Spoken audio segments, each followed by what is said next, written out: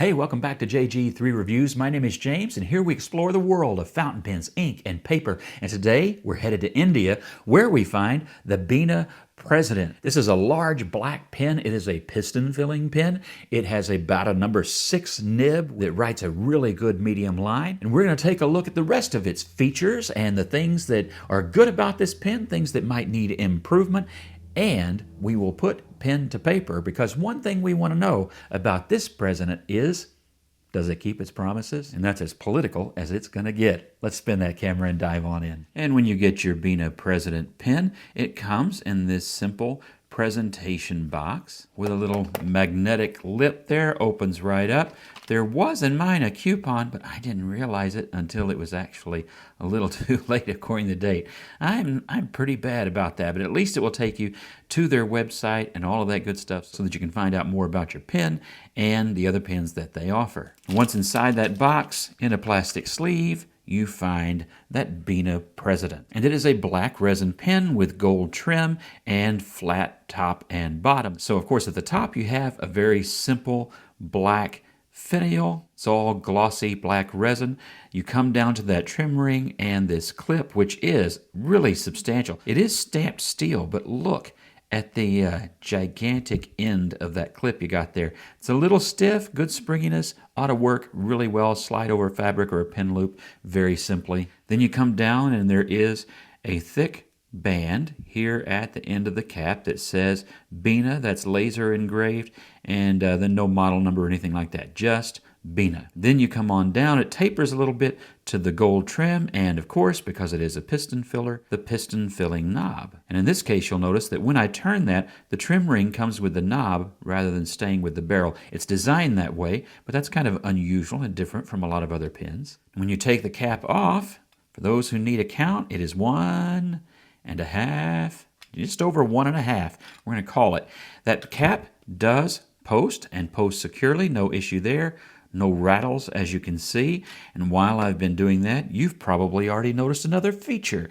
By those two trim rings is a really great ink window. And I say really great because it is a big enough opening and a clear enough acrylic that I can actually see through there and see what is going on. I do love an ink window. I like it even better when you can actually see well through it. From there we go down to the threads, which are plastic on plastic threads, and then a nice long grip section that I can find to be pretty comfortable.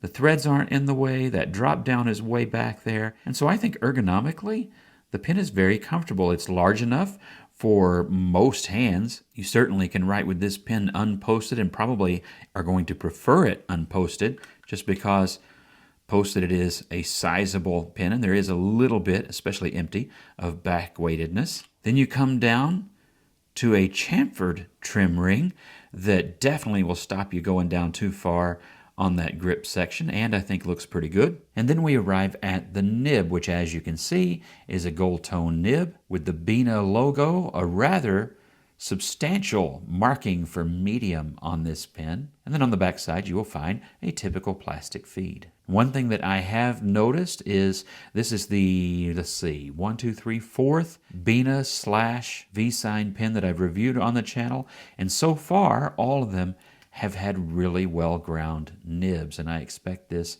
to be the same. But we'll fill it up here in a second and make sure that the flow and all that good stuff is what it ought to be. And of course, as with the other V-sign and Beena pens, this one was made in-house. Now before I get into inking up the pen, I just want to show you for maintenance reasons.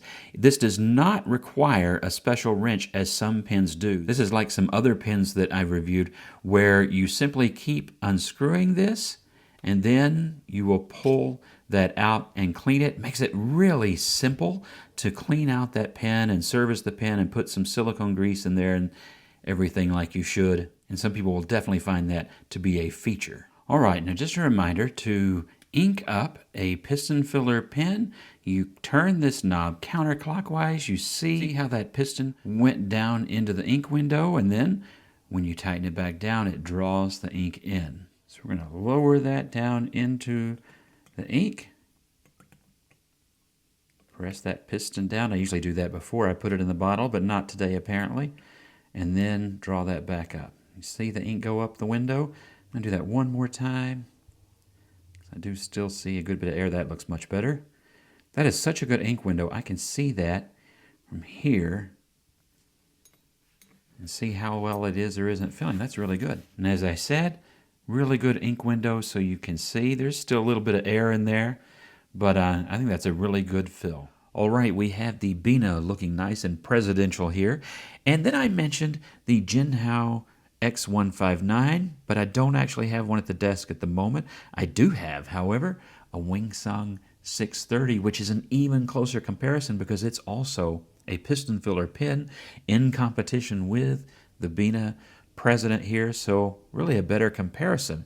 Another good comparison would be also a cigar-shaped pen, and that is the Mahjong P136, this one in green. Just picked this one up the other day because I really kept being drawn to the green, plus I was looking for an excuse to check out Mahjong's stub nibs. And then we have the Eureka Dodecagon in Autumn, and that is a fantastic pen that I like to keep inked up with ancient copper, and being fall seemed like a good time to get that inked back up as well. As you can see, all of these pens very similar in length. Now when it comes to unposted length, it again fits right in with this lineup, with that Eureka Dodecagon being the longest pen unposted. And here are the pens in their posted length, except for that Eureka, which does not post. And here you can really see this is a good sizable pen because it is almost the same size as that Wingsung 630. But none of these are exactly tiny pens. All of them nice and substantial, and all of them really good writers. All right, I mentioned that it matters whether or not presidents can keep their promises, and in this case, that means how does this pen actually write? So, this is again the Beena Lincoln. No, not Lincoln, President. You can see how I might get those two pens confused when it comes to their names. This is again a medium, and it is steel, and it does have just a little bit of softness to it. It's not a soft nib at all. It's not a flex nib at all, but it may be just a touch of springiness. So if you want to get a little bit of variation out of this medium nib, you can get just a little bit. It's subtle. Here is zero pressure. Here is just very moderate. And then here is trying to get a little bit out of that. And as you can see, you can get some. Wetness is pretty good. See there? That's plenty of ink coming out of that pen. Do a different kind of bee there for a second. A little variety never hurt anything, I don't imagine. The pen, you can hear there's a little bit of a pencil-like audible feedback, not bad at all, like a lot of other nibs on rhodia paper. Not unpleasant, although your mileage may vary.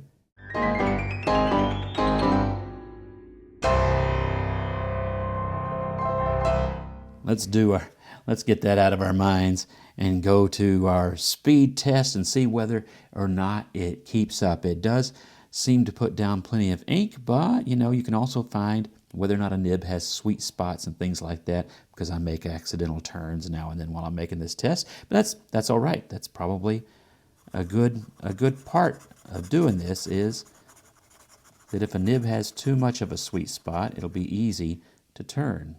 No, I think that did just great. The only thing I see is a little bit of a blurb of extra ink right there. Of course, now I just gave it even more, but it didn't do that. It didn't do that again. So that looks pretty good. So what are my overall impressions of this pen? One, very comfortable pen. It seems to be well put together for its price point.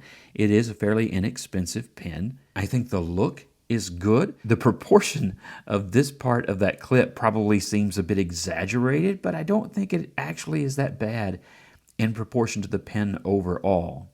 That clip wouldn't work on a smaller pen, that's for sure. Probably at its limits on this one. But it functions well, works well. The filling mechanism worked just fine. I like the ease of not having to have a wrench to open that up.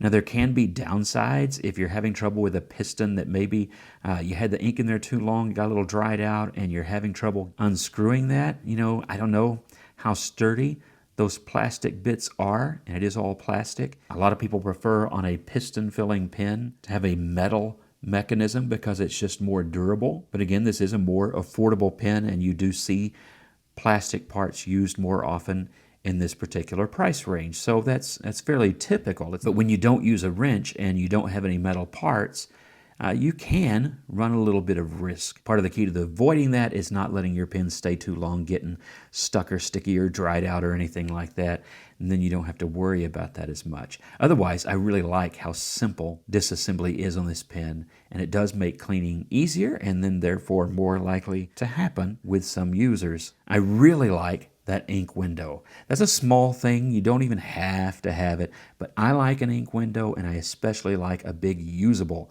ink window. And this one, it's giving you all the information that you need. And certainly it's easier to just take a glance and see how much ink do I have. So that I really do like. The nib, it's to the finer side of medium, and I do like it. It's not draggy. It's nice and smooth.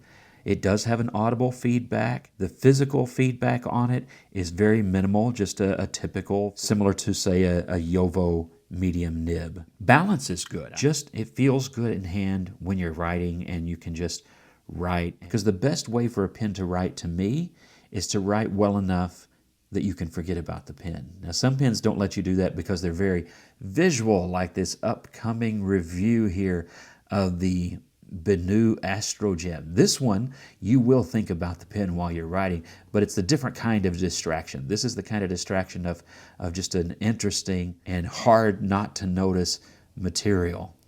This is a great basic black pen. It looks good in a lot of different circumstances. It's very nice and balanced, and it just kind of gets out of your way and lets you write. And sometimes that's what you want in a pen. And when you do, I think that this is a good candidate for that. But how about you? Do you have experience with the Beena President? Was it good experience, bad experience, somewhere in between? Share that in the comments, because it really is good to have feedback from a variety of people on any given pen. So thank you for sharing there, and thank you for liking and subscribing and all that good stuff. And I hope that you really do have a wonderful week. God bless you, and I'll see you in the next review.